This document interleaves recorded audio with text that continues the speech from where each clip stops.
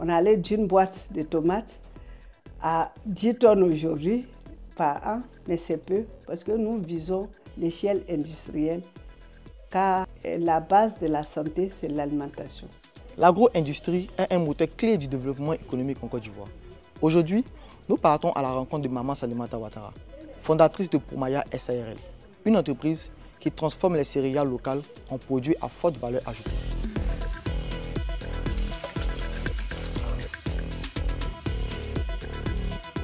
Notre traditionnel Fotamana, nous vous souhaitons la bienvenue. La bienvenue à Ecofin à Kourougou. J'étais dans mes 59 ans et bien avant depuis 40 ans et plus, là, la santé n'était pas meilleure. Et j'ai compris très tôt qu'à chaque âge, il faut une alimentation appropriée. D'où je suis rentrée à moi-même et je me suis référée à mon enfance. Qu'est-ce que nous, on mangeait en tant que petites villageoises, sans lumière, sans biscuits, sans sucre? Qu'est-ce qu'on mangeait en fait? Et on tombait rarement malade. Je me suis dit, il y a nos céréales qui sont méconnues. Lorsqu'on m'a demandé à un petit d'Abidjan ou d'ailleurs, qu'est-ce que c'est que le mil, il ne va pas le connaître, il ne saura pas, il va dire, bon, je ne connais pas. Le blé est connu en Afrique que le mil, que le sorgho, que le sésame et même le fonio. Donc pour cela, j'ai dit, pourquoi pas ne pas s'en servir pour faire la promotion de nos veillants paysans et aussi améliorer l'assiette de tout le monde. C'est bon de manger. On dit, on ne vit pas pour manger, mais on mange pour vivre. Avec plus de 25 produits, Pourmaya valorise les céréales locales comme le sorgho, le fonio, le souché, le mil et le maïs. À travers une large gamme de produits, farine instantanée, bouillie infantile, granulés, boissons et bien plus encore. La cible, les ménages, restaurants et hôtels. L'exercice de 2024, on peut estimer notre chiffre d'affaires à plus de 1500 produits écoulés.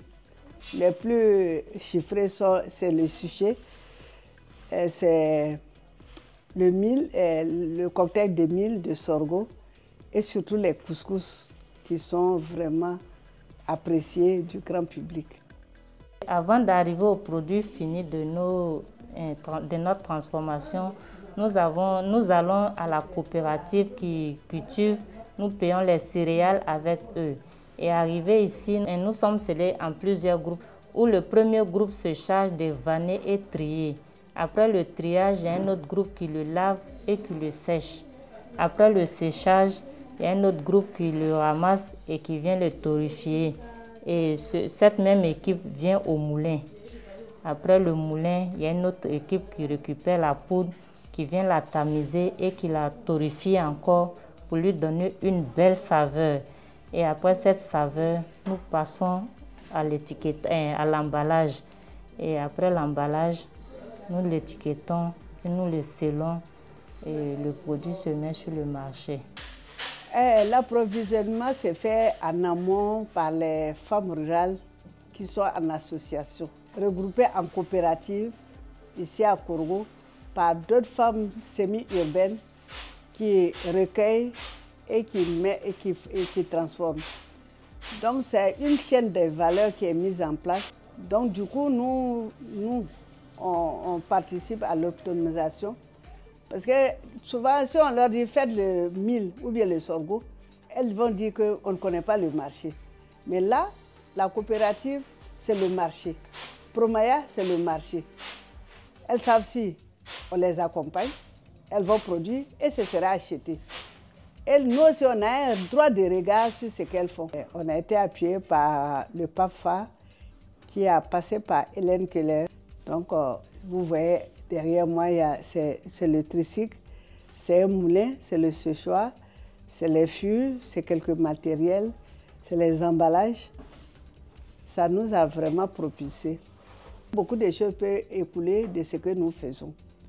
Si nous prenons le cas des pommes comme ça, le programme alimentaire mondial qui se trouve à Kourougou, on peut les approvisionner parce que les cantines scolaires en ont besoin.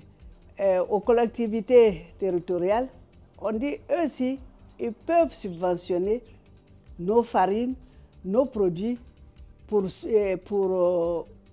pour des cas vraiment graves, surtout dans les hôpitaux, des personnes qu'on hospitalise et puis ils n'ont rien à manger.